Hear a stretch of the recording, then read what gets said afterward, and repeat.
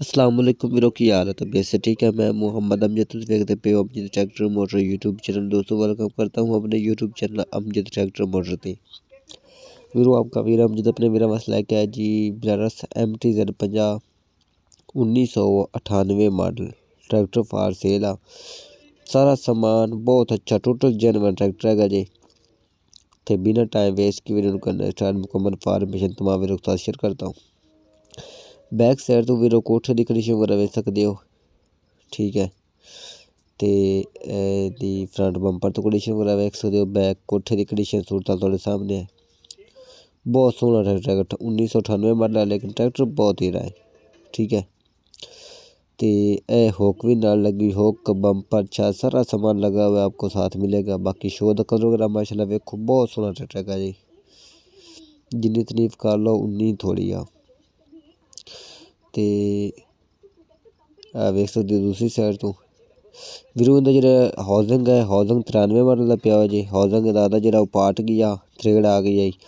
तो मालिक ने 93 मॉडल का रखा दिया, लेकिन 93 मॉडल का हाउसिंग रलता मिलता है, ठीक है। तो हाउसिंग जो है ना वो रलता मिलता है कि जेनवन ही, ठीक है। तो इन जी गाड़ियाँ ने वो भी चेंज है ने, बाकी टोटल जेनवन है, ठीक है।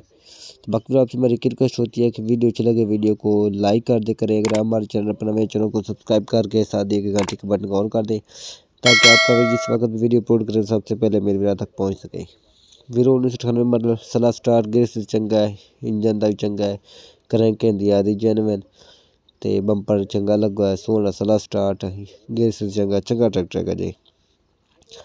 तो मालिक डिमांड एक 95 मॉडल रूसी इन्हों को, एक 98 मॉडल। इन्होंने दोवों ट्रैक्टरों की 28 लाख डिमांड करते पे ने, ठीक है।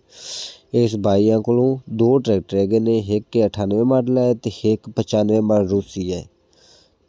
तो इन्होंने दोवों ट्रैक्टरों की डिमांड रूसी 95 तो रूसी 98 दोवों की डिमांड करते पे ने 28 लाख। मौके बाद घटा लोकेशन मंडी बहावलदीन दी, तहसील फालिया, जिला मंडी बहावलदीन।